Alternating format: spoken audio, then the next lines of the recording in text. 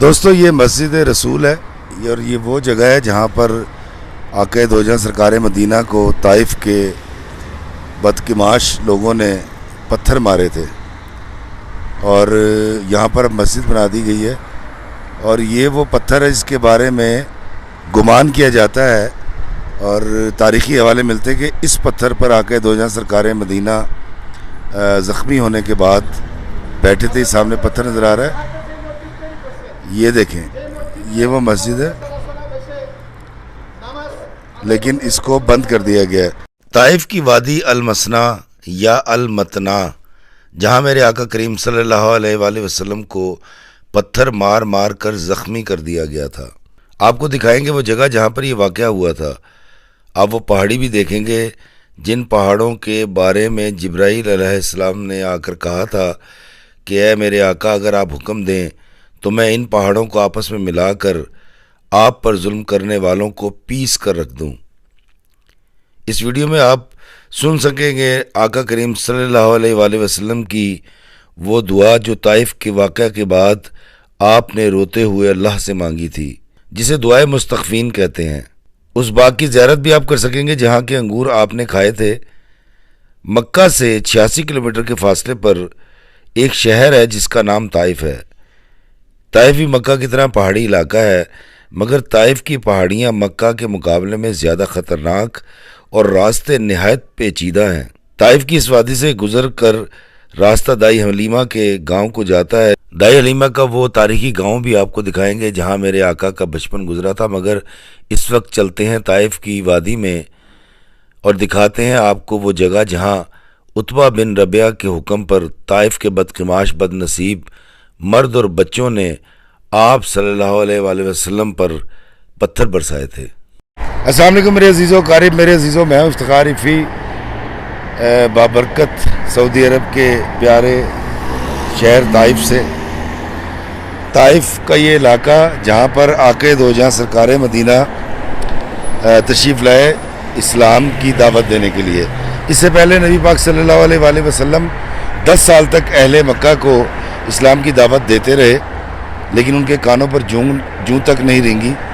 پھر آپ نے کوشش کی کہ مکہ کے علاوہ دیگر علاقوں میں بھی جا کر اسلام کی تبلیغ کی جائے، تو آقا دو جہاں سرکار مدینہ صلی اللہ علیہ وآلہ وسلم طائف کے اس علاقے میں حضرت زید بن حارثہ رضی اللہ تعالیٰ عنہ کے ساتھ تشریف لائے تاکہ یہاں کے لوگوں کو اسلام سے مشرف کیا جائے۔ تو وہ یہ مقام ہے۔ سعودی گورنمنٹ نے کام بہت اچھا کیا کہ یہاں پر یہ QR کوڈ لگا دیا گیا ہے اور اس کو آپ سکین کرتے تو اس کی پوری تاریخ آ جاتی ہے۔ میں آپ کو دکھاتا ہوں یہ مسجد جس کو بند کر دیا گیا ہے، اور بند بھی ایسے کیا ہے کہ میں آپ کو اگر نوٹ کریں، یہ دیکھیں، یہ ویلڈنگ کر دی، یہ ویلڈنگ ہو گئی اور یہ ویلڈنگ ہے، یہ ویلڈنگ ہے، یہ ویلڈنگ ہے، اس کو ویلڈ کر دیا گیا۔ اب آپ اس کے اندر نہیں جا سکتے، لیکن یہ وہ مقام ہے جس کے بارے میں کہا جاتا ہے کہ آقا دو جہاں سرکار مدینہ کو طائف کے لوگوں نے یہاں پر پتھر مارے تھے اور آقا دو جہاں سرکار مدینہ اس حد تک زخمی ہوئے تھے کہ آپ کی نالین مبارک تک خون میں بھیگ گئی تھیں۔ میں، میرے بچے، میرے والدین آقا دو جہاں سرکار مدینہ پر قربان۔ تو مسجد تو اندر سے نہیں دکھا سکوں گا میں آپ کو، لیکن میں طائف کا سفر کر کے مکہ سے اسی گھر سے آیا تھا کہ میں آپ کو دکھاؤں۔ اس سے آگے دیکھتے ہیں، اس کے آگے بھی ایک بورڈ لگا ہوا ہے، اس پہ بھی پڑھتے ہیں کہ اس بورڈ پر کیا لکھا ہوا ہے۔ دوستو یہاں پر اس مسجد کا وضو خانہ ہے، میں آپ کو دکھاتا ہوں۔ یہاں سے یہ ٹوٹا ہوا ہے، یہ وضو کے لیے جگہ بنائی گئی ہے، اور یہ دیکھیے یہ کمرہ ہے۔ اب اس میں کیا ہے یہ میں نہیں جانتا، لیکن یہاں سے دیکھیں تو یہ سامنے ایک محراب ہے، یہ دیکھیں باہر یہ ایک محراب بنی ہوئی ہے امام کے کھڑے ہونے کے لیے۔ اور پھر اگر اس طرف آئیں، اس طرف اگر ہم آتے ہیں تو یہاں پر بھی اندر ایک محراب بنائی گئی ہے۔ تو یہ وہ مسجد، یہ وہ مقام ہے جہاں پر آقا دو جہاں سرکار مدینہ صلی اللہ علیہ وآلہ وسلم کو طائف کے میں کیا لفظ استعمال کروں، لوگوں نے پتھر مارے تھے اور آقا یہاں پر دین اسلام کی تبلیغ کے لیے آئے تھے، اور یہاں پر ایک یہ جو پتھر موجود ہے، اس پتھر کے بارے میں کہا جاتا ہے کہ آقا دو جہاں سرکار مدینہ زخمی ہونے کے بعد پہلے اس پتھر پر بیٹھ گئے تھے کہ آپ سے کھڑا نہیں ہوا جا رہا تھا۔ دوستو، یہ میرے پیچھے آپ پہاڑ دیکھ رہے ہیں، یہ وہ بدنصیب پہاڑ میں کہوں گا ہے جس کے اوپر طائف کے لوگ جو چڑھ گئے تھے، اور جب آقا کو پتھر مارے جا رہے تھے تو وہ ان پہاڑوں پر چڑھ کر نہ صرف ٹھٹھا کر رہے تھے، مذاق اڑا رہے تھے اور بری اور گندے الفاظ استعمال کر رہے تھے۔ یہ ہے وہ پہاڑی جس پر آقا دو جہاں سرکار مدینہ کو پتھر مروانے والے کھڑے تھے اور آقا کا مذاق اڑایا جا رہا تھا، کہے لگائے جا رہے تھے، اور آقا دو جہاں سرکار مدینہ صلی اللہ علیہ وآلہ وسلم کی نالان مبارک تک یعنی جوتیاں تک خون میں بھیگ گئی تھیں۔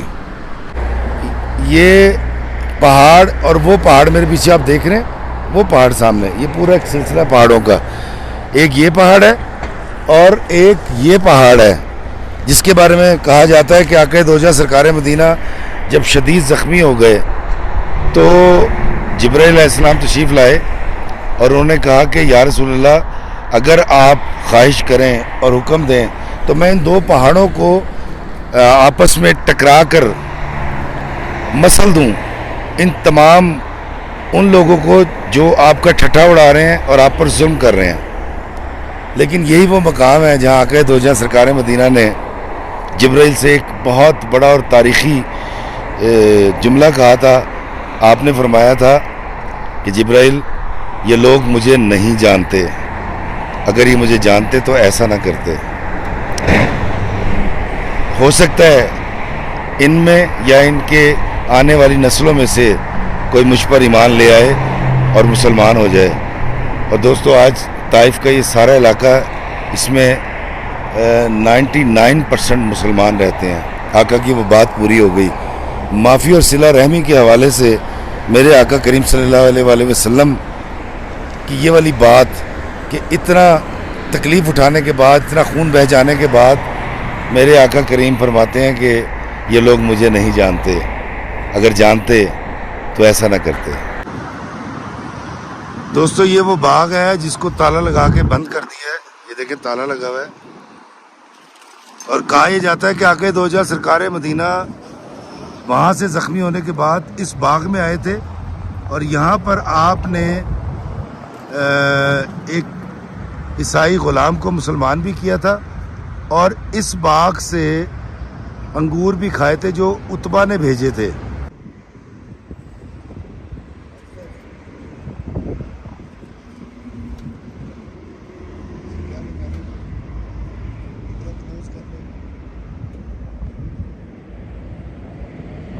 اداس نامی ایک عیسائی غلام عتبہ کے حکم پر انگور لے کر اس باغ میں سرکار دو عالم صلی اللہ علیہ وآلہ وسلم کے پاس آیا اور عتبہ بن ربیعہ کا پیغام دیا کہ یہ انگور کھائیں اور یہاں سے چلے جائیں، یہاں کوئی ان کی بات نہیں سنے گا اور نہ ہی کوئی ایمان لانے والا ہے۔ رسول اللہ صلی اللہ علیہ وآلہ وسلم نے وہ انگور کھائے اور اداس نامی عیسائی غلام سے گفتگو فرمائی تو وہ غلام آپ کے حسن سلوک سے مسلمان ہو گیا۔ عتبہ کا دعویٰ غلط ثابت ہوا اور رسول اللہ صلی اللہ علیہ وآلہ وسلم کے دل کو قرار ملا کہ چلو کوئی تو مسلمان ہوا۔ بعد میں وقت کی گردش دیکھیے کہ یہی گھمنڈی عتبہ بن ربیعہ جنگ بدر میں قتل ہوا تھا۔ میں طائف سے نکل آیا، دائی حلیمہ کے گاؤں کی طرف رواں دواں تھا اور میری آنکھوں سے آنسو رواں تھے۔ میرے آقا صلی اللہ علیہ وآلہ وسلم کی قربانیاں مجھے یاد آ رہی تھیں اور کانوں میں آپ کی مانگی ہوئی وہ دعا گونج رہی تھی جو آپ نے طائف میں زخمی ہونے کے بعد اللہ سے مانگی تھی۔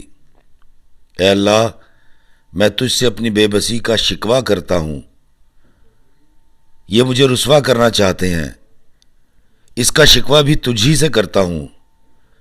اے سارے مہربانوں سے زیادہ مہربان، اے میرے پروردگار، تو مجھے کن کے حوالے کر رہا ہے جو مجھ سے دور ہیں اور مجھ سے منہ چڑھا کے بات کرتے ہیں؟ اے اللہ، اگر تو مجھ سے ناراض نہیں اور اگر مجھ پر تیرا عتاب نہیں تو مجھے کسی کی پرواہ نہیں۔ خدا بندہ، تیری عافیت کا دامن بہت وسیع ہے۔ اے اللہ، میں پناہ مانگتا ہوں اس سے کہ مجھ پر تیرا غضب پڑے یا عتاب نازل ہو۔ تجھی کو منانا ہے اور اس وقت تک منانا ہے کہ جب تک تو راضی نہ ہو جائے۔